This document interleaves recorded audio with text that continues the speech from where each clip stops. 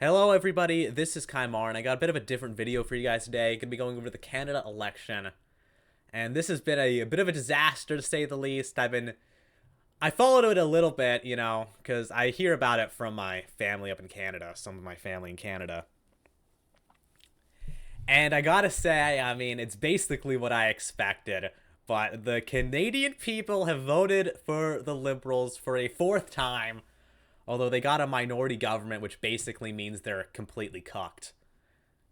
Well, not completely cucked, but, they can't just do whatever they want. But anyways, though, yeah, but for a fourth time, the Canadian people have gone out to the polls and they voted for the Liberals. This is something I've been expecting. It's actually kind of crazy because if you looked at the polls, the Conservatives actually had a massive lead for a time, but then the Liberals. Now, this is going to be going down in political science history. But the Liberals completely turned around their fortunes by ousting Trudeau, who everybody hated, and replacing him with Mark Carney, who was very popular with boomers specifically. So you can interpret this election as basically boomers destroying Canada one last time before they finally all fucking die for good.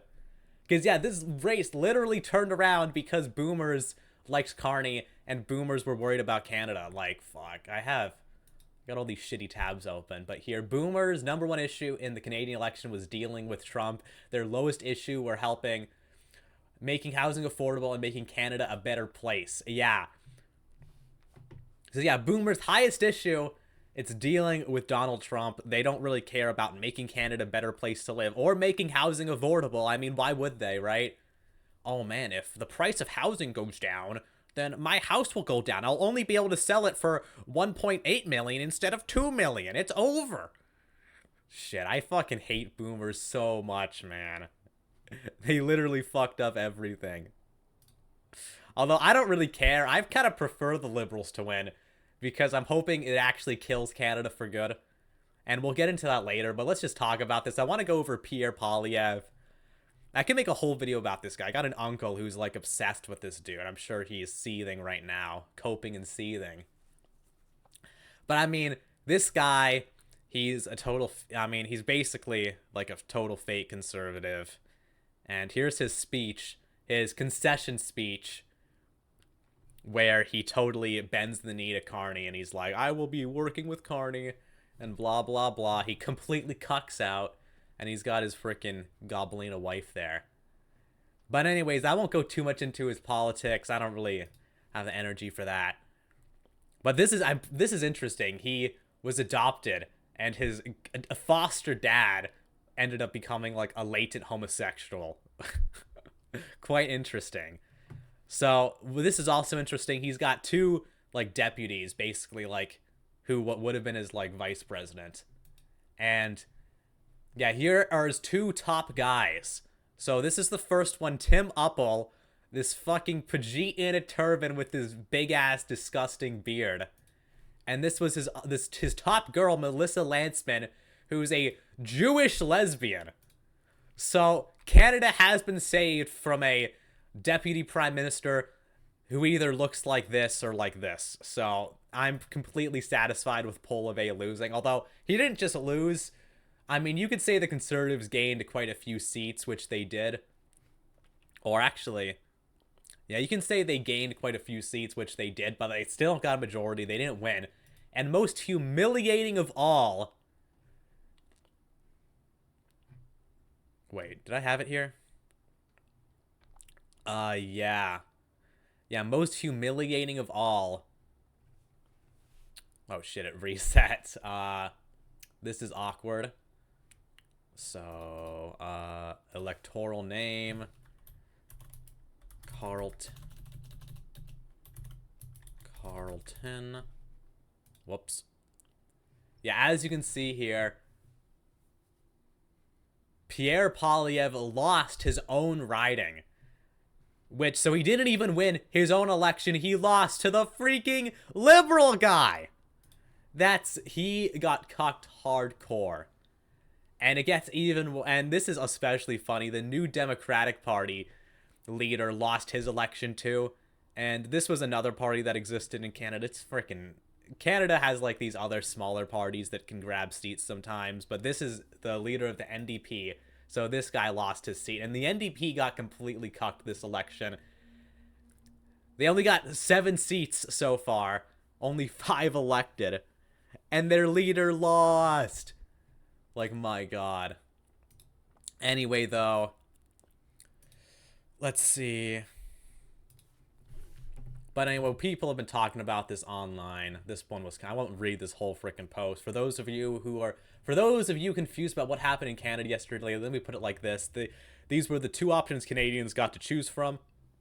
A guy who wants infinity Indians so boomers can keep their property values up, or a guy who wants infinity Indians so corporations have a steady flow of compliant slaves and never have to hire actual Canadians.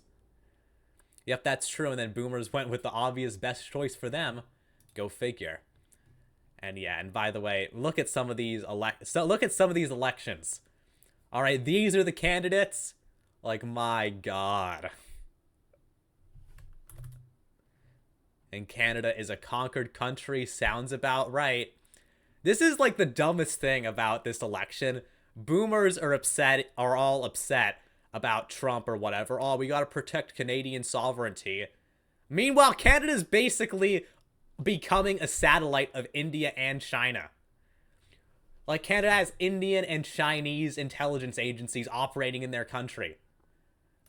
Practically openly at this point. This is interesting. Canada economically has been in a death spiral, basically. As you can see, in terms of GDP growth, which GDP isn't the end-all be-all, but I mean, look at this. Completely dwarfed. But anyways, the most interesting thing about this is, like I said, it might lead to the total death of Canada. So as you can see, we got Steven Crowder here talking about it, which I guess I won't watch the video, but he's basically straight up telling Canada to secede. And Steven Crowder's Canadian too, or was Canadian, lives in America now. But yeah, he's straight up telling Albertans to secede. There's been talk about Albertan secession for a long time, because Alberta is pretty much the bluest state, as in the context of Canada, blue is conservative. You know, as you can see, there's another election map. Here's Alberta separation. Votes from Alberta and Saskatchewan don't matter. It's time. You know, here's another one. Basic ideas to secure Alberta's independence. Most favored nation status. Economic integration. Lower taxes. Tangible U.S. investment. So yeah, honestly, we'll have to see, because there's been a lot of talk about Alberta seceding. Because, you know, from an economic standpoint, being in Canada has really not been good for Alberta. Alberta actually has to pay Ontario and Quebec money every year. I think they call them equalization payments, because Alberta makes more money than Ontario and Quebec, and Quebec especially is like broke as a joke. So they literally have to give up their hard-earned money for these welfare payments, basically. And I think it's the same with Saskatchewan and BC too. Yeah, so we'll see. Alberta also makes a lot of money from oil, and the federal government has not been letting them build pipelines and stuff to actually sell that oil. So this might actually boil over into a, you know, an actual crisis. Alberta might actually leave, become independent, join the US, and it wouldn't even hypothetically be that hard. In the case of Canada, you only need like 50% plus 1 to you need a referendum with 50% plus 1 voting to leave, I believe. That's all you need. And it's actually happened before. I think Quebec almost seceded. It was at least once, but like once or twice Quebec voted, and it was a razor-thin loss each time. But anyways, though, like I said, this could be the death of Canada, because look, Alberta leaves. What if Saskatchewan goes with them? Maybe parts of BC. And then, look, Quebec might even follow. I mean, look, if Quebec loses their cash cows in the West, then they might as well go independent, you know? And besides, for them, it's more about, like, a, you know, cultural kind of thing. And then after that, you know, what's left, right? The territories? Ontario? Yeah, who knows? Maybe, I don't know, maybe BC joins and then Vancouver stays and becomes like a city-state. It becomes a special administrative region of China. But anyways, though, that's about it for me. Something I found interesting. Because the thing to consider, too, is that this might actually be the first domino to fall in the West. You know, I think it's basically impossible for us to vote our way out of this. I think the only way that happens is in a unorthodox. I don't think the only way, we liberate ourselves from these corrupt governments, from the corrupt elites, is through unorthodox means.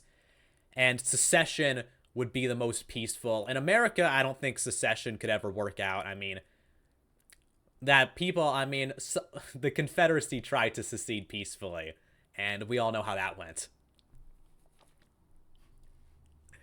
Yeah, but like I said, in Canada, I don't think it would happen. I mean, Canada has basically no military. And I mean, Alberta doesn't either.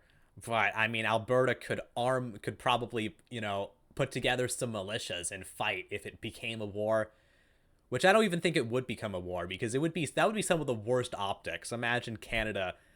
That would be some pretty bad optics, so I don't think that would happen. But like I said, though, this could create a domino effect.